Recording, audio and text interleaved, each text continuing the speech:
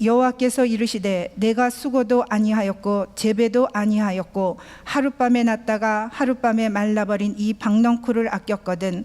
하물며 이 큰 성읍 니느웨에는 좌우를 분별하지 못하는 자가 12만여 명이요 가축도 많이 있나니 내가 어찌 아끼지 아니하겠느냐 하시니라. 아멘. 이제 요나라고 하는 사람을 우리가 한번 말씀을 들어보려고 그래요. 누구요?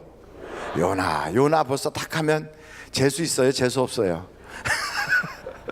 요나는 그런데 사실은 실제 인물이에요. 요나 그러면 그게 무슨 뜻이냐? 비둘기라는 그 뜻을 가지고 있어요.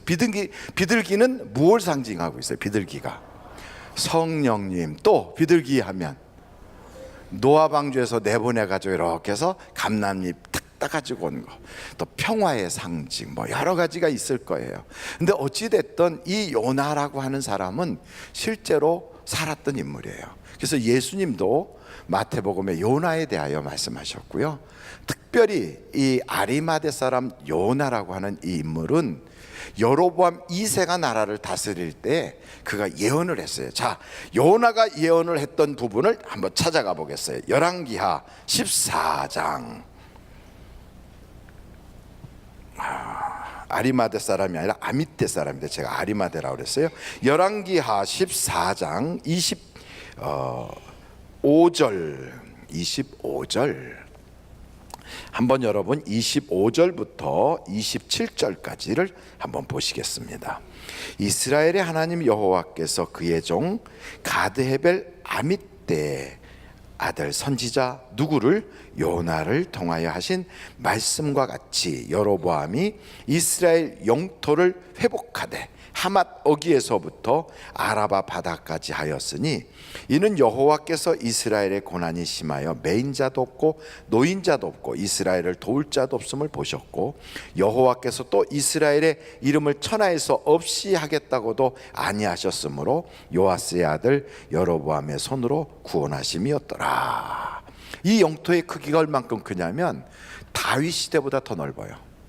그리고 이 크기가 솔로몬이 차지했던 영토보다 훨씬 넓은 영토를 여로보암 때 이때 차지한 거예요. 근데 그것이 그냥 된 게 아니라 누가 그렇게 예언을 했다고요? 요나가 그렇게 예언을 했더니 여로보암 2세가 그 말씀을 듣고 나가서 전쟁을 해서 그렇게 큰 영토를 꽉 회복시킨 거예요.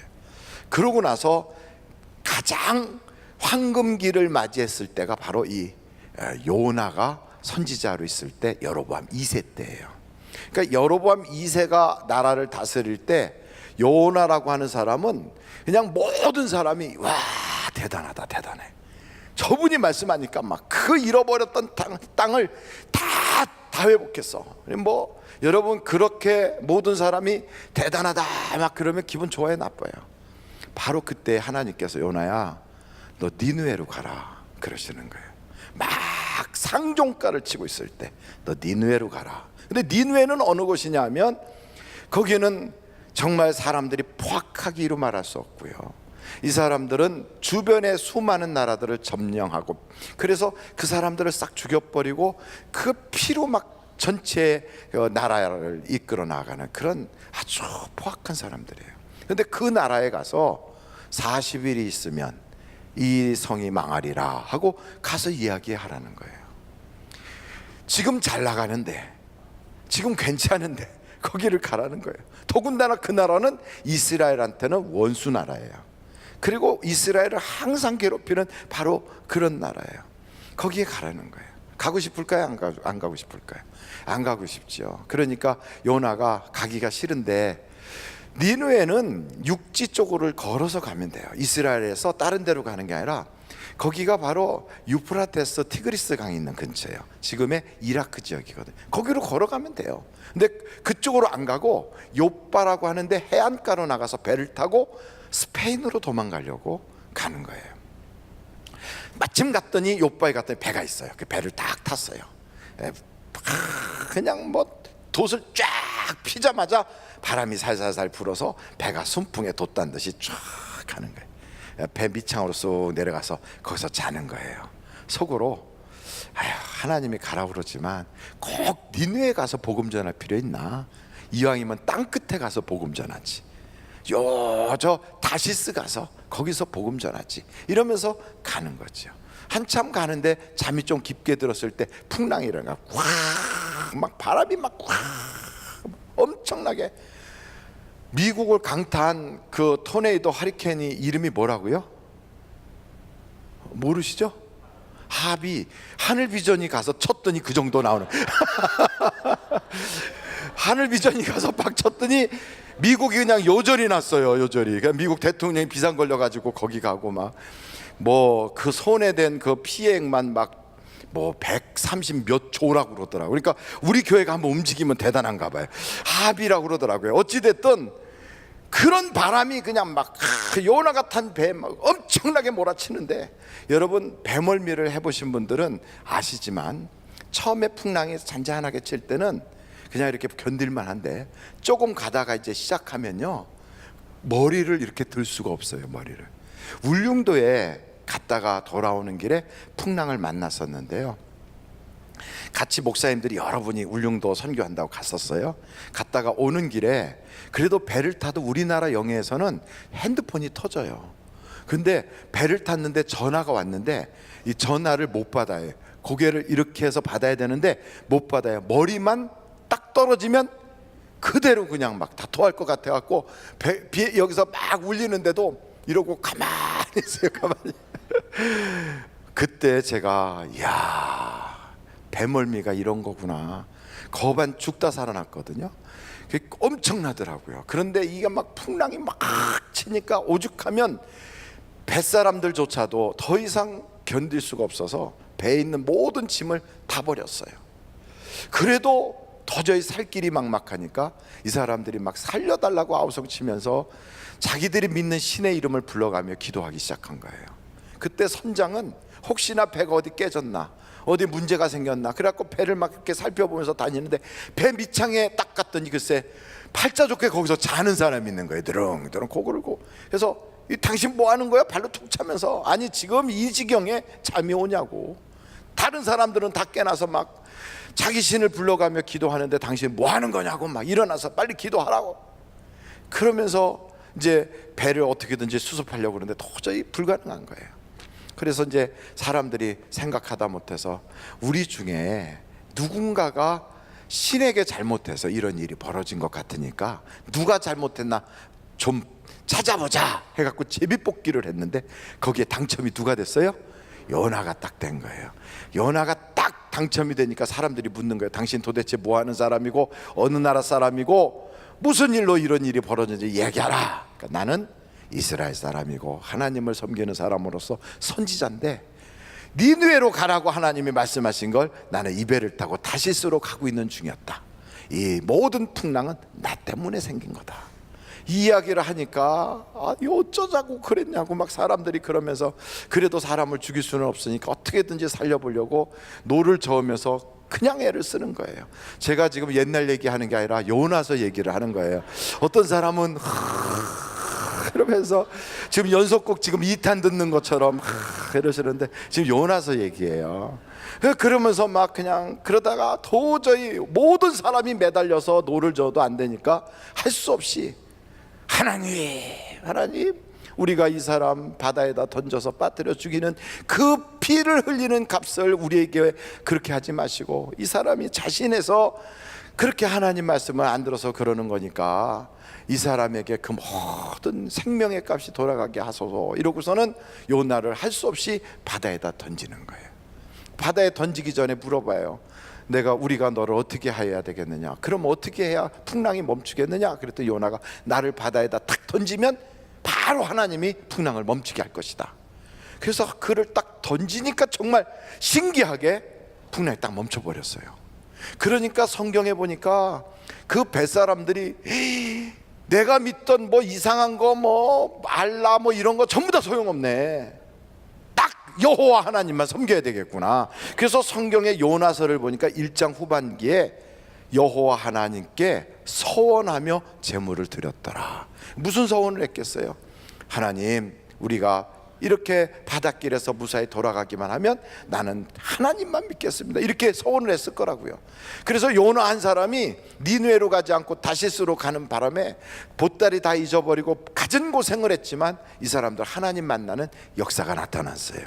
그래 바다에다가 그냥 요나를 팍 던지니까 하나님이 큰 물고기를 예비하셨다가 요나가 딱 떨어지자마자 냉큼 먹어버렸어요. 냉큼 먹었는데 뱃속에 사람이 쑥 들어갔는데, 웬만하면 여러분 이 고기들은 딱 삼키면 고기가 씹어서 먹는 거 봤나요? 여러분 고기가 씹어서 먹나요? 아니에요. 그냥 꿀꺽 생켜요. 꿀꺽 생켜도 속에서 나오는 소화액으로 그냥 다 녹아버리거든. 그냥 꿀꺽 생켜도. 그러니까 고기들이 뭔가를 이렇게 씹어가지고 꼭꼭 씹어서 30번 이렇게 안 한다고요. 그러니까 그냥 꿀꺽 생겨도 뱃속에 들어가면 싹 녹아버려. 그런데 이 요나를 팍 생긴 이 물고기가 딱 먹었는데 소화액이 하나도 안 나오네. 아니 어디 그런 게 있어요? 아니 제가 생각해 볼 때 소화액이 나왔으면 요나가 다 죽었지. 근데 소화액이 하나도 안 나오는 거예요. 그리고 배는 헛배가 차가지고 배가 이따만큼 나온 거예요. 헛배가 안 찼으면 요나가 질식해 죽었으니까.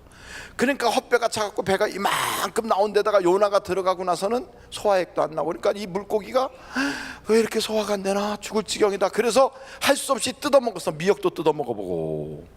그래서 성경 요나서 2장에 보면 바다 속에 있는 풀이 내 머리를 때리나이다 그랬어요, 요나. 그러니까 물고기가 소화가 안 되니까 미역도 뜯어 먹어보고, 뭐 해파리인가 그게, 하여간 그런 거 뜯어 갖고 먹었더니 소화가 될 줄 알고 먹었는데 그것도 소화가 안 되는 거예요. 완전히 바다 밑에까지 들어가서 막 그냥 배가 아프니까 막 왜 이렇게 소화 안 되나고 막 배를 쥐어 뜯으면서 막 자기도 고생스러우니까 막 가는 거죠. 요나는 거반 기절을 했다가 가만히 깨보니까 뱃속에서 막 뭐가 떨어지고 살아있고, 그러니까 하나님께 기도하는 거예요. 하나님, 내가 이렇게라도 들어와서 살아있을 줄 알았으면 하나님께 드릴 선물이라도 가져올 걸 그랬어요. 하나님, 나를 살려주셔서 감사합니다. 이러면서 기도하니까 하나님께서 요나에게 다시 기회를 주신 거예요. 고기 뱃속은 들어가면 죽어요. 거기는 살 수가 없어요. 완전히 무덤이에요. 그러니까 요나라고 하는 사람은 죽었다가 다시 살아난 사람이에요.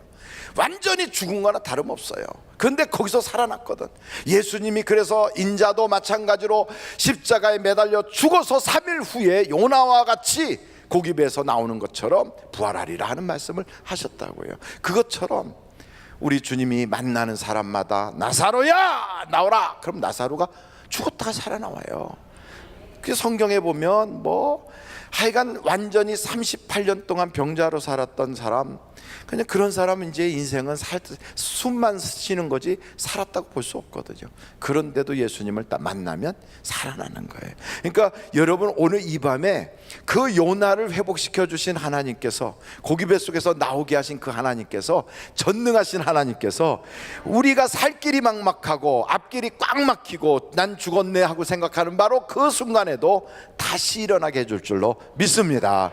요나가 다시 딱 나왔어요. 고기 뱃속에서. 원로 목사님 표현으로 빌리면 아랫배에다 힘을 주고 고기가 팍 했더니 그냥 대펄같이 튀겨나갔다는 거예요. 근데 그 대펄같이 튀겨나가도요, 사실은 요나는 다시스로 가려면 지중해를 거기에 배를 타고 가는 거거든. 근데 이 니느웨는 어디냐면 유프라테스 티그리스 강이 있는데요, 거기는 도저히 지중해 쪽에서 거기로 갈 수가 없어요. 아무리 뱃길을 찾아보고 바닷길을 찾아봐도 거기와 거기는 연결이 안 돼요. 어떻게 갔을까? 그 비밀은 하나님밖에 몰라요. 그러면 그 고기가 배를 막 힘줘서 쏴가지고 김정은이가 쏘는 미사일만큼 날아갔을까? 그건 아니지요. 그러니까 하나님은 못하실 게 없는 거예요. 못하실. 우리의 인간의 상상을 초월하는 거예요. 그래갖고 거기에 딱 니느웨에 떨어졌어요. 니느웨에 딱 떨어져서 여기가 어디냐고 물으니까 니느웨라는 거예요. 그러니까 도망가도 소용없어요. 하나님의 추적은 피할 길이 없는 거예요. 그래갖고 니느웨에 딱 갔더니 할 수 없이 이제 전도를 해야 되잖아요. 전도를 하는 거예요. 40일이 지나면 니느웨가 망합니다. 이러고 이제 한참 가다가 또 40일이 지나면 니느웨가 망합니다. 근데 그 당시에 니느웨 성은 여러분 성경의 창세기의 10장을 보면 니무롯이라고 하는 아주 이상한 그 살인자와 같은 사냥꾼이 있는데, 이 사람이 바벨도 세우고 신할 땅에 온갖 도시를 세울 때 그 초창기에 세운 도시가 바로 니느웨예요. 그러니까 굉장히 역사가 오래된 성이에요. 그 니느웨는 그래서 그 이후에도 계속 도시 인구가 확장이 돼서 그걸 전부 다 이렇게 통과하려면 3일 길을 가야 돼요. 근데 요나는 그냥 하루만 대충 한 거예요. 이렇게 대충 하는 것을 우리는 처삼촌집 묘 성묘 그저 벌초하듯이 한다 그러죠. 그게 뭐냐면 그냥 건성으로 한 거예요. 건성으로 하루만 했는데 니느웨 성이 발칵 뒤집어져 가지고 몽땅 회개하는데, 니느웨 성에 있는 왕까지 다 회개를 하는 거예요. 왕까지. 심지어는 소들도 다 소 허리에다가 배를 묶어놓고 다 회개를 했대요. 그러니까 이런 회개의 역사는 전무후무한 거예요. 그래서 역사학자들이 이 사람들이 왜 그렇게 회개를 했을까? 이상하잖아요. 니느웨가 그렇게 큰 도시에 하루길만 쑥 대충 가서 훑어보면서 전도를 했는데 어떻게 그렇게 회개를 했을까 하고 그 당시 역사를 딱 보니까 그 당시에 이 아수르의 니느웨를 다스렸던 왕 이름이 아수르단이라고 하는 3세, 아수르단 3세라고 하는 왕이에요. 근데 이 왕이 다스릴 때 요나가 그 성에 들어가기 바로 1, 2년 전에 유행병이 확 돌아서 엄청나게 많은 사람이 죽었어요. 그러고 나서 2년도 안 돼가지고 또 다시 유행병이 또 돌았어요. 또 무지 많이 죽었어요. 그 사람들이 두려워서 덜덜덜 떨고 있는데 갑자기 일식 현상이 일어나고 대낮에 해가 없어졌어요. 그러니까 이런 세 가지 사건이 딱 발생하고 나서 요나가 나타나가지고 40일이 지나면 망하리라. 여러분 무서워요 안 무서워요? 무섭지요. 그러니까 하나님은 그때 특별한 방법으로 특별한 사람을 들어서 역사하시는데, 사람은요 자기가 뭔가를 해야 되는 줄 알아요. 근데 하나님이 하시는 거거든. 이렇게 해서 막 요나가 가서 대충 하면서 이렇게 하는데 너희들이 회개하겠냐 하고 생각했더니 요나서에 보니까 아니에요. 온 도시가 발칵 뒤집어져 가지고 회개를 한 거예요. 이 회개를 통하여 니느웨의 멸망이 100년 뒤로 미뤄져요. 여러분 회개하면 아무리 악한 자도 하나님이 구속해 주시고 구원해 주시고 도와주시고 역사해 주신다고요. 그러니까 이런 하나님의 은혜는 성경을 딱 보니까 야 어떻게 니느웨와 같이 저 아시리아 같이 악한 나라도 하나님이 저기를 어떻게 사랑하시나. 그렇지 않아요. 회개만 하면 어떤 죄인도 다 구원해 주시는 거예요. 할렐루야. 그래서 예수님의 그 십자가 지는 옆에 강도도 현장에서 구원받아. 현장에서. 그러니까 오늘 여러분 아무리 죄가 많아, 그 죄 때문에 가정에서 불화가 있고 죄 때문에 저주가 임하고 죄 때문에 내 인생에 골다프다 이래도 오늘 주님의 그 발 앞에 엎드려서 회개하면 역사가 나타나는 거예요. 회개하면 하나님이 못 쓴다고 버릴 사람이 아무도 없어요. 다 하나님이 구원해 주시는 걸 믿으시기 바라요. 그런데도 요나는 심보가 고약해가지고요, 참 하나님은 요나 같은 사람을 일부러 택한 것 같아. 심보가 꽈배기 같이 탁 꼬여가지고, 그래가지고 니느웨가 망하는 꼴을 보겠다고요 뒷동산에다 천막 쳐놓고 요렇게 하고 팔개구서 앉아서 쳐다보고 있었어요. 근데 너무 뜨거워. 요나가 아마 대머리였나 봐요. 너무 뜨거운 거예요. 그 뜨거운 판에 갑자기 박농쿨이 싹 올라와서 그늘을 만들어주네. 얼마나 시원해요. 아 이거 좀 사람 살 것 같다 이러고 있는데 글쎄 벌레가 와가지고 그 박농쿨 줄기 밑에를 쏙쏙쏙쏙 잘라 먹었더니 아니 그냥 햇볕이 되니까 그게 다 금방 말라버렸어. 얼마나 화가 나요. 그런데다가 동풍이 막 불어 다 말라버린 데다가 그냥 뜨거운 바람이 확 오고 그러니까 차라리 나 죽었으면 좋겠다고 막 그러니까 하나님께서 요나한테 나타나셔서 말씀하는 거예요. 요나야 네가 박농쿨 심지도 않았지 않냐. 그런데 박농쿨이 있어서 좋다고 그랬지. 그러다 박농쿨 죽어버리고 시들어버리니까 너 그렇게 욕하고 실망했지. 너 이 성에는 약 12만 명이 넘는 사람들이 살고 있어. 그런데 그 사람들 그냥 어린애부터 시작해서 그 많은 사람들 거기에 동물들까지 생각하면 얼마나 많은 생명들이 있냐. 그거 다 살리는 게 좋은 게 아니냐. 회개해서 돌이켜서 살리면 얼마나 좋냐. 그래서 하나님이 요나에게 깨닫게 하시더라 이 말이에요. 그래서 오늘 성경이 요나서가 1장, 2장, 3장, 4장 이렇게 돼 있는 성경인데, 이 요나서를 보면서 우리가 한 서너 가지로 한번 배워보자 이거죠. 괜찮습니까? 한번 옆에 사람한테 제가 요나같이 보이나요? 한번 여쭤보세요. 시작. 제가 요나같이 보이나요? 그러면 우리는 뭐라고 그래요? 씩 웃어주면 넌 요나야 이렇게 하는 것 같이 느껴지잖아요. 근데 요나라고 하는 이 인물의 그 문제점은 전도하러 가라니까 가기 싫어서 안 간 거예요. 딱 한마디로 말해서. 근데 전도하러 가라 그러니까 많은 핑계가 있는 거예요. 사실은요, 목사님들도 그렇고 성도님들도 그렇고 편한 곳에 있고 싶지 그 힘든데 가기가 그게 싫거든. 힘들거든요. 목사님들도 그러니까 시골에서 이렇게 농촌 목회하다가 서울에 큰 교회가 있다 그러면 그냥 거기 말도 안 하고 가서 이렇게 했다가 그러다가 거기서 오라 그러면 그냥 순식간에 옮겨버려 가지고 시골 교회 막 그냥 교인들하고 막 장로님들이 서운해 가지고 목사님한테 상처받고 막 이런 일들이 막 생겨 가지고 교회도 이렇게 보면 그런 일들이 있잖아요. 그거 보면 목사님도 제가 보니까 예외가 아닌 것 같아요. 그러니까 좋은 데 있으면 가고 편한 자리 있으면 가고 괜찮은 자리 있으면 가고 그런단 말이죠. 그래서 가끔씩 이제 우리 교단 신문이나 이런 데 보면 밑에 탁 나요. 이렇게 교회 담임 목사 청빙하면서 오시길 원하는 분들 이런 서류를 가지고 신청을 해 주십시오 그러거든요. 그러면 이제 막 여기저기서 신청할 거 아니에요. 그럼 그 목사님 떠나버리면 거기 있던 성도들은 어떻게 할까? 그러니까 참 그렇잖아요. 그래서 저는 생각할 때 우린 그러지 말자. 그냥 우리는 우리 교회에서 막 이렇게 열심히 하는 분들 그냥 10년이고 20년이고 이렇게 지켜봤다가 하여간 그분으로 우리가 후임을 딱 정하면 좋겠다는 제 개인적인 생각이 있다 이 말이지. 근데 어찌됐든 목사도 그래요. 성도들도 똑같고. 근데 하나님이 가라 그러면 가야 돼요, 말아야 돼요? 한번 제가 여쭤볼게요. 가라 그러면 가야 돼요, 말아야 돼요? 가긴 가는데 하나님이 가라는 대로 안 가고 자기가 원하는 대로 간다. 그러면 순종이에요, 순종이 아니에요? 순종이 아니에요. 하나님께서 아프리카로 가라 만약에 그랬는데 아프리카는 아프리카인데 남아프리카 공화국 경치 좋은 데 가서 딱 앉아있다. 그러면 그게 순종이 아닌 거예요. 어떤 분이 인도 선교사로 가서 힌두교인들한테 복음을 전하라 그랬더니 아버지 저는 그런 건 못해요 하다가 할 수 없이 안 가면 죽을 것 같아서 인도로 갔더니 글쎄 하이드로바신가 하는 데를 딱 갔더니 그 기독교 인구가 90%가 넘는 데네.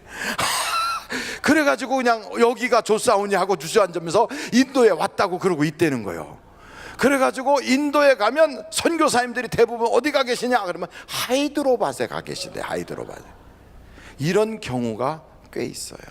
순종은 하는데 100% 순종이 아니고 체하는 거예요. 체하는 거. 목사들도 많이 그래요. 그렇게 되면 하나님이 가만히 계시느냐? 가만히 계실 것 같아요? 하나님이 뭔가를 하실 것 같아요? 뭔가 하시죠. 그래서 그 하나님이 이제 일을 하시기 시작하거든. 우리는 그렇게 순종을 해요. 저보고도 오영태 목사, 너 이제 하늘비전교회에 있을 만큼 있었으니까 너 이제부터 내가 원하는 대로 가라. 그래갖고 한센시병 걸린 사람들한테 가서 선교를 해라. 그렇게 하면 주님 이 잔을 옮겨 주시옵소서. 제가 그 기도부터 시작할 것 같아요. 그러니까 누구나 똑같아요. 그거를 왜 저 사람은 저러냐고 욕할 게 아닌 것 같아요. 요나를 욕할 수가 없어요. 저는 요나의 모습을 보면서 요나가 왕한테 얼마나 대접을 받았을까, 요나가 당시에 얼마나 많은 백성들로부터 칭송을 받았을까. 그걸 다 버리고 원수 나라에 가라고 하면 가겠는가? 더군다나 언어도 다를 텐데 쉽지 않단 말이죠. 그래서 요나를 욕할 수가 없구나. 그러면서 제가 저를 돌아봤어요. 하나님, 요나를 욕할 수가 없어요. 저도 편한 길 좋아하고 그리고 대접받는 자리 좋아하고 칭찬받는 거 좋아하는데 하나님, 내가 요나같이 되지 않도록 깨어있게 해주세요. 이거밖에는 기도할 수가 없더라고요. 근데 이 요나를 딱 보면서 하나님이 요나를 다루시는데요, 갔더니 마침 배가 있어요. 뭔가 풀리잖아요. 잘 풀리잖아요. 하나님의 뜻에 어긋난 길을 간다고 해서 하나님이 꼭 막는 게 아니라 때로는 풀리는 것처럼 보일 때가 있어요.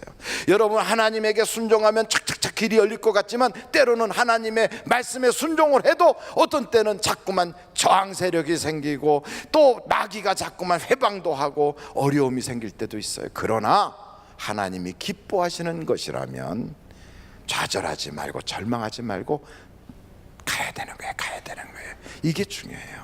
아무리 문제가 있어도 전도하러 나갔던 바울 실라 앞에요, 정말로 전도길이 막힐 만큼 어려움이 찾아왔어요. 어떻게 가야 될지 몰랐어요. 그래서 막 방황하는데 하나님께서 마케도니아 사람의 환상을 보면서 이리로 오라 해서 갔다는 거예요. 처음에는 참 힘들었다고요. 처음에는 방해도 많았어요. 그래도 하나님이 기뻐하는 일이라면 가는 거예요. 우리는 좋은 길만 가는 게 아니에요. 항상 열려있는 길로만 가는 게 하나님의 뜻이 아닐 때도 있다고요. 가는 거예요. 가면 하나님께서 그 다음에 열매가 좋게 주신다고요. 우리나라의 토마스 선교사님이라고 하는 분이 나이가 24살에 우리나라에서 절두산에서 8,000명이나 되는 천주교 신자들이 순교했다는 소식을 들은 거예요. 그분이 중국에 있을 때, 토마스 선교사가 중국에 있을 때 그때 그의 나이가 24살이었어요. 그런데 8,000명에서 10,000명 정도의 조선인들이 목배임을 당해 죽었다 하는 소식을 들은 거예요. 그때 이 사람 마음속에는 하나님, 저를 조선에 보내주세요. 저를 조선에 보내주세요. 이 젊은 친구가 그 기도를 한 거예요. 영국의 사람인데. 그러고서 조선에 가겠다고 성경을 번역을 해가지고 왔는데 풍랑을 만나가지고 죽을 고생을 했어요. 그게 1865년이거든요. 죽을 고생을 해가지고 1863년도인가 그때 절두산에서 8,000명에서 10,000명이 죽었는데 2년 뒤에 왔다가 죽을 고생을 해서 겨우 섬에 올라갔는데 그 섬이 강화도인가 뭐 그래가지고 강화도 지역하고 서해안 지역, 저 백년도 안면도 쪽으로 해가지고 그 안면도가 아니라 백년도하고 그쪽 그 연평도 이쪽으로, 그래서 토마스 선교사에 의해서 성경이 전파되고 교회가 세워졌어요. 그러고 나서 그분들이 배를 마련해서 토마스 선교사가 다시 중국에 갔다가 다시 준비해가지고 셔먼호를 타고 한국에 들어왔는데, 셔먼호에 있었던 사람들은 장사꾼들이고 이 사람들은 좀 난폭한 사람들이었거든요. 근데 이 토마스 선교사는 목적이 있었어요. 그 배를 타고 들어올 때 조선 땅에다 성경을 전하려고 성경을 이렇게 쌓고 왔거든. 그런데 이 배에 있던 선원들이 조선 사람을 3사람인가를 죽였어요. 이 바람에 평양 쪽에 있었던 대동강변에 있었던 조선 사람들이 일어나서 셔먼호를 불을 질러 버리고 거기서 나오는 사람들을 막 칼로 쳐 죽인 거예요. 아무 죄도 없고 성경책을 전하러 왔던 이 토마스가 그때 나이가 27살인데 그때 그가 성경책을 끼고 성경책을 3권인가를 꼈대요. 여기다 이렇게 끼고 배에서 뛰어내렸는데 그 토마스를 탁 잡은 사람이 누구냐면 박충권이라고 하는 사람이 잡았어요. 그래가지고 자기의 칼로 토마스를 쳤어요. 토마스가 쓰러지면서 피를 확 쏟으면서 그러면서 이렇게 안고 있던 걸 이렇게 줬는데 뭔가 하고 봤더니 책인 거예요. 칼은 하나도 없고 총도 없고. 그러니까 내가 이거 좀 괜찮은 사람을 죽였다는 죄책감이 박충권에게 온 거예요. 책을 줬다는 거, 우리 한국 사람들은 이게 다 유교의 밑바닥이 있어서 책을 주고 이런 거는 나쁜 사람을 생각 안 하거든요. 그래서 그 책을 가지고 한 권을 가지고 온 거예요. 가지고 왔다가 박충권이라고 하는 사람이 채치량이라고 하는 사람한테 그걸 줬더니 이 사람이 거기다가 집에 가가지고 이걸 다 붙였대요. 집에 이렇게 하고 뭐 붙였대. 하여간 그렇게 해가지고 세월이 지난 다음에 뭐 박영식인가 뭐 어떤 사람이 또 그 집을 사고 이렇게 했는데, 토마스 선교사가 죽은 지 27년이 지났을 때 모펫이라고 하는 선교사님이 그곳에 왔다가 그걸 보고 깜짝 놀란 거예요. 성경책으로 벽지를 한 거예요. 그리고 그 사이에 거기 있던 사람들이 그걸 누워서 자면서, 주막집이었는데 누워서 자면서 그걸 볼 때마다 예수를 믿기 시작한 거예요. 그래서 그곳에 교회가 세워졌는데 그 교회 이름이 여러분 다 아시는 장대원 교회였어요. 그리고 거기 장대현 교회 출신이 바로 유명한 길선주 목사님 뭐 이런 분들, 유명한 목사님들이 거기서 나왔고, 그 토마스 선교사를 죽였던 박충권이는 30년 후에 회개를 하고 세례를 받고 교인이 됐어요. 한 사람이 쓸데없이 죽은 것 같았는데 하나님은 쓸모없이 죽은 사람은 아무도 없는 거예요. 그 순간 아무것도 못하고 죽은 것 같았는데 토마스 선교사가 딱 죽고 나니까 중국에 있었던, 해외에 나와 있었던 그 선교사들이 호주에다 편지를 썼어요. 조선이라고 하는 땅에서는 엄청난 핍박이 있어서 우리가 알고 지내던 토마스라고 하는 27살 된 청년이 갔다가 죽음을 당했다. 여러분, 조선을 위해서 기도해 주십시오. 그랬더니 그 소식을 들었던 친구 하나가 조셉 헨리 데이비스라고 하는 호주의 북쪽에 있는 장로교 그 청년인데, 33살 먹은 이 청년이 내가 조선에 들어가서 복음을 전해야 되겠다 하고 왔어요. 참 똑똑한 청년이에요. 33살밖에 안 먹었어요. 그래갖고 와가지고 제물포에 도착해서 한성에서 한 5개월 동안 한국말을 배웠는데, 얼마나 똑똑한지 5개월 한국말을 배웠는데 한국말로 설교를 할 정도로 그렇게 똑똑한 친구예요. 근데 이 친구가 5개월을 한국말을 배우고 설교를 할 정도니까 한국 사람을 조선 사람 만나가면서 전도하면서 내가 부산 쪽으로 내려가서 거기서 선교를 해야 되겠다고 20일을 걸려갖고 내려서 걸어갔는데, 그 걸어가는 사이에 글쎄 천연두 병이 걸려가지고 부산에 도착하자마자 죽어버렸어요. 33살에. 우리는 그래요. 하나님 어떻게 이럴 수가 있어요? 순종한 사람들의 인생이 어떻게 저렇게 그냥 종착역에 제대로 가지도 못하고 끝없이 저렇게 좌절과 실망으로 멈추죠? 이렇게 생각할 수 있어요. 근데 이 소식을 들었던 데이비스의 누나가, 내 동생이 조선 땅에 가서 저렇게 죽었다는 걸 알고 빅토리아 교회라고 하는 멜버른에 있는 교회에서 33살 만에 천국에 간 그 데이비스, 헨리 데이비스 조셉, 이 사람을 위한 감사 예배를 드리자고 예배를 한 거예요. 하나님께 감사 예배를, 봉헌 예배를 드리듯이.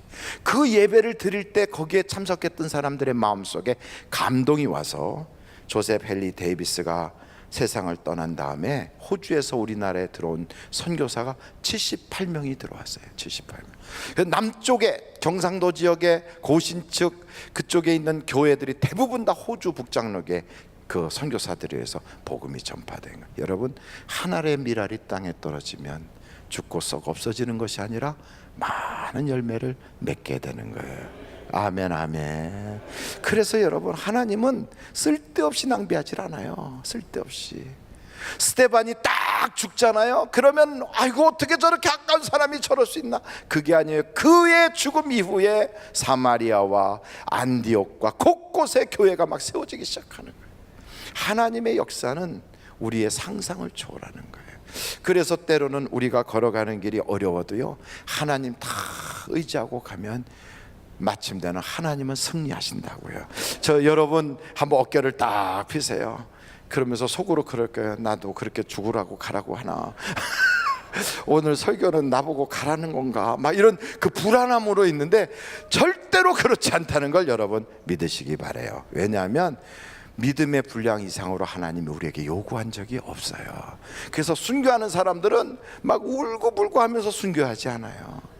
막 죽기 싫다고 아이고 살려주세요 막 이러면서 순교한 사람은 역사상 없었어요. 스데반이 돌 맞아 죽는 그 현장에서도 주님께서 일어나셨다. 하나님, 저들의 죄를 용서하여 주시고 저들이 몰라서 그렇습니다. 이러면서 얼굴이 천사같이 변하며 갔다 이 말이에요. 여러분, 순교의 현장에서 보면 확실히 다르단 말이죠. 저는 여러분들이 그렇게 순교까지 가지 않아도 우리의 작은 사업장에서, 가정에서, 직장에서 하나님께 순종하면 하나님의 역사가 멋지게 일어날 줄로 믿습니다. 그래서 하나님은 실패하지 않아요. 실패하지 않아요. 어떤 역사를 일으켜도 하나님은 전능하신 하나님이라 그분의 역사는 반드시 이긴다 이 말이에요. 네, 저는 이걸 보면서 하나님께서는 정말 한 사람 한 사람을요 다 깨우치게 하시고 깨닫게 하시고 변화시켜서 하나님의 은혜를 다 들어오게 해요. 은혜를 받도록. 그러니까 이 요나라고 하는 사람은 함량 불량 부족한 목회자라고요. 그렇게 함량이 부족한 목회자, 조금 뭔가 좀 결격 사유가 많은 목회자인 것 같은데도 그냥 버려두지 아니하시고 하나님이 그를 다듬으세요. 그래서 준비하시고, 벌레도 준비하시고, 박넝쿨도 준비하시고, 동풍도 준비하시고, 물고기도 준비하시고. 여러분, 우리 한 사람 한 사람을 구원받고 예수 믿으면서 영화롭게 권사되고 장로되고 목사되고 전도사되고 하기 위해서 하나님이 얼마나 많은 걸 준비하셨는 줄 아십니까? 무지무지 준비하셨어요. 그때 순이 엄마도 준비하시고 다 준비한 거예요. 그때 그 사건을 준비하신 거예요. 그때 내가 거기에 가서 그분을 만나지 않았으면 안 될 건데 만나게 돼서, 또 그때 그 억울해서 다 가슴 아파갖고 아무도 나를 이 문제에서 해결해 줄 사람이 없을 것 같을 때 하나님이 교회 가도록 발걸음을 옮겨주시고, 하나님은 여기까지 여러분을 이끌어 주신 줄로 믿습니다. 한번 여러분 절 따라서 해보세요. 하나님 감사합니다. 하나님이 여러분을 그렇게 이끌어 주신 거예요. 뭘 알게 하려고 이끌어 주셨는가? 하나님은 사랑이시다. 하나님 사랑이시다. 이걸 알게 하시려고. 하나님은 무엇이다? 사랑이시다. 하나님은 사랑이세요. 근데 우리가 놓치는 게 있어요. 그 하나님의 사랑을 낭비하지 마십시오.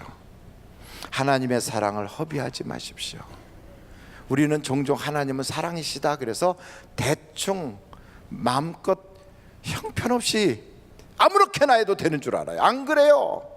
하나님은 사랑이시지만 동시에 두려운 분이에요. 두려운 분. 요나라고 하는 사람이 불순종하여 가니까 하나님은 그냥 두지 않아요. 풍랑이 일어나게 해요. 뿐만 아니고 그 요나가 탄 그 배에 있는 사람들이 다 같이 고생해요. 그런데 요나 혼자는 자요. 다른 사람은 다 못 살겠다 난리 나는데, 원래 신앙이 죽어버리고 영적으로 시체같이 뻗어버린 사람은 남들 다 울고불고 해도 자기만 편해요. 세상이 그래요. 집안이 완전히 막 박살이 나는데도 그 사람은 깨닫지 못하고 누워 자요. 이게 세상의 모습이거든요. 그렇지만 하나님은 그만두질 않아요. 마침내 제비뽑기를 딱 했더니 누가 걸렸어요? 요나가 걸려요. 하나님은요, 그 죄를 추적해 가는데 무섭게 추적해 가는 거예요. 아합이 나봇이라고 하는 사람의 포도원을 뺏고, 그 나봇이라는 사람이 거기서 돌 맞아 죽었거든. 그 죄를 진 아합 그리고 이세벨, 요 죄를 추적하는데 하나님이 그냥 아바 하고 추적하는데, 아비가 혹시 나가서 전쟁터에서 자기가 그런 꼴 당할까봐 일부러 평민복장을 하고 사람들 틈바구니에 숨어서 아닌 척하고 평상시보다 갑옷도 몇 배로 입고 이러고 딱 나갔는데, 그 아합을 향하여 오는 화살이 아바 하고 쫓아와가지고 아합이 딴전 부릴 때 정확하게 갑옷과 갑옷 사이에 빈틈을 팍 하고 들어가는 거예요. 피할 길이 없는 거예요. 피를 막 쏟아가면서 나가보려고 발버둥 쳤지만 결국 마차에서 죽었어요. 그 피를, 나봇이 죽어가지고 피를 씻었던 그 사마리아 성 옆에 있는 우물가에서 그 아합의 피를 씻더란 말이죠. 하나님의 그 죄를 추적하는 것을 가볍게 여기지 마세요. 가볍게. 아가니가 하나님의 물질을 싹 도적질해 먹으니까, 그리고서 자기가 자기 집 밑바닥에다 숨겨놓으면 아무도 못 본 줄 알지만 하나님은 그걸 추적하는 거예요. 그래서 우리가 다 읽은 것처럼 여호수아에서 해보니까 그 아간을 추적하는데 아간의 족보를 따라서 하나님이 쫙 파고 들어가잖아요. 그래서 나중에 아간 하고 팍 찌르잖아요. 결국 아간과 온 집안이 다 돌맞아 죽어버려요. 여러분, 죄는 무서운 거예요. 무서워요. 하나님의 물질을 훔쳐먹으면 죽어요. 가룟 유다 죽어요. 아간 죽어요. 무서운 분이 하나님이에요.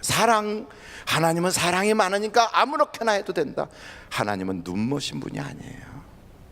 그래서 대충 어떻게 적당히 하나님의 사랑을 낭비하지 마십시오.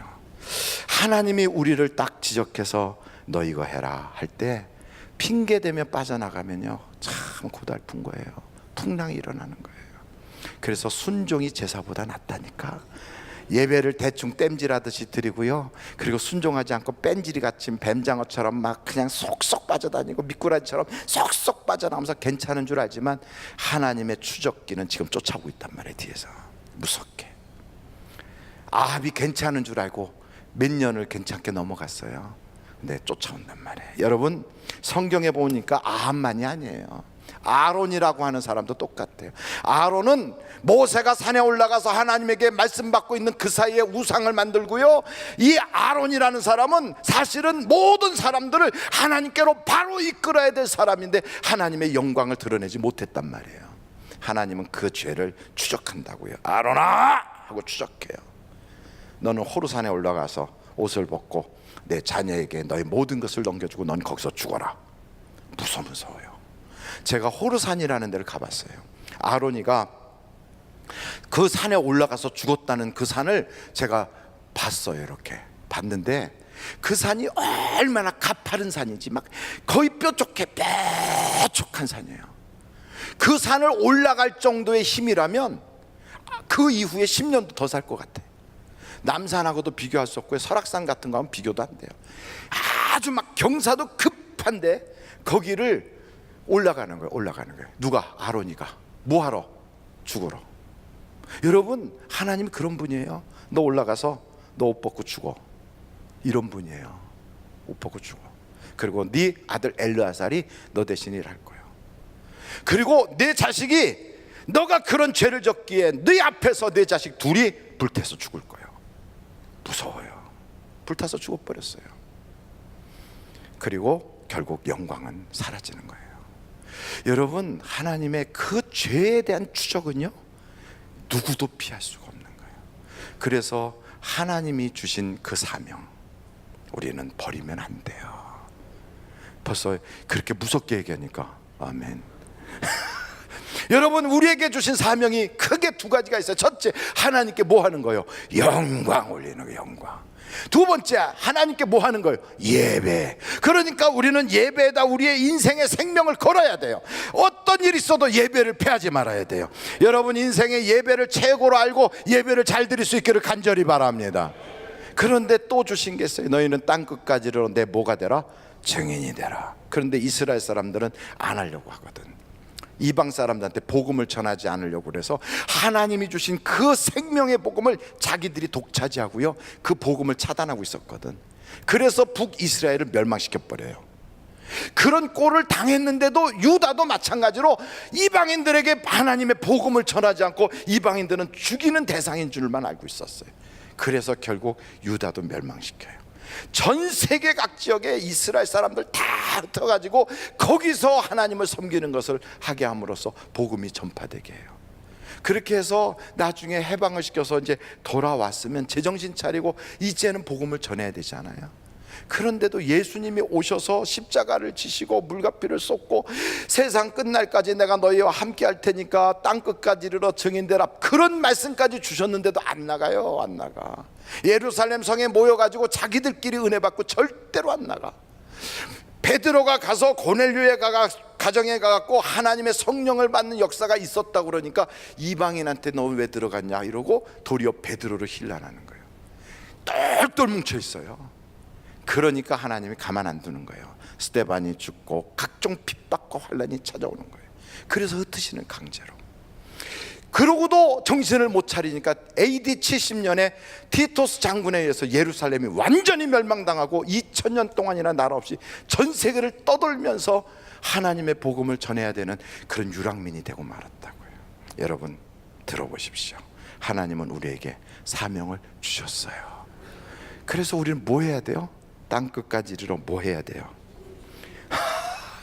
증인돼야 돼요. 가기 싫어요? 가고 싶어요? 옆에 사람한테 물어보세요. 어떻게 전도하러 내일 나가시겠냐고 물어보세요. 쉬워요? 어려워요? 어려워요. 귀찮아요? 아니면은 아주 내 장기예요? 귀찮아요. 힘들어요. 그런데요, 하나님은 너가 하는 게 아니라 내가 한다는 거예요. 하나님은. 참 날씨가 좋아요. 뭐 하기 좋냐면 동네 돌아다니기 좋은 날씨. 돌아다니기가 너무 좋아. 공기도 좋고 하늘은 높고 너무 좋아. 날씨도 참 좋아. 이럴 때 뭐 하기가 가장 좋을까요? 야, 어쩌면 그 대답을 기다렸어요. 전도하기 너무 좋아, 너무 좋아. 옆에 사람들한테 한번 이렇게 말해. 전도하기 너무 좋은 날씨가 왔어요. 시작. 전도하기 너무 좋은 날씨가 왔어요. 길거리만 나가면 사람들이 다 나와 있어요. 그리고 왠지 모르게 기분이 좋아. 왜냐면 산들바람 불지. 이제 얼마나 정말 이럴 때는 말도 살찌는데 오영택 목사도 살찌고 다 같이 살찌는 이런 판에 얼마나 전도하기가 좋아. 여러분, 나가서 전도만 하면 하나님이 책임져 주시는 거예요. 안 하면 등 떠밀어요. 그러니까 중요한 건요, 하나님의 말씀에 순종을 하면 복을 받고 하고, 순종을 안 하면 맞으면서 하고 하는 건 똑같아. 어차피 하는 거예요. 어차피. 그렇다면 자, 1번 맞으면서 하자.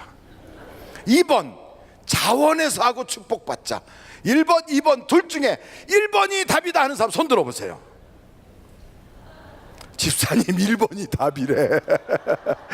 그 아닌 거를 알고서 나같이 손 들면 안 된다 이렇게 딱 주변을 보셨어요. 2번이 답이다 하는 사람 손 들으세요. 다. 그러면 손을 든 사람, 아니 손 드시라고, 손을 드신 분들이 일어나세요. 일어나세요. 기도해 드리려고 그래요. 답을 알았으니까. 안 일어나는 사람들은 누군가 다 일어날 줄 알고 저는 지금 말씀드린 건데, 이렇게 일어나신 분들을 위해서 기도를 제가 해드리려고 그래요. 그런데 답은 알면서 행동하지 않는 건 더 나빠요. 알면서 행하지 않는 건 더 나빠요. 나는 반드시 한 명 이상에게는 예수를 전해야 되겠다, 이런 마음이, 잘하든 못하든 상관없어요. 전해야 되겠다 이런 마음이 드는 분은 가슴에다 손을 딱 얹으세요. 그리고 제가 기도할 때 그것을 아멘으로 받으세요. 하나님 아버지, 우리는 말주변도 없습니다. 그리고 성경을 많이 아는 것도 별로 없습니다. 능력도 없습니다. 우리는 세상에 나가서 사람들한테 예수 믿으라고 해본 경험도 별로 없고, 그럴 만한 뻔뻔함도 별로 없고, 우리는 숙기도 없습니다.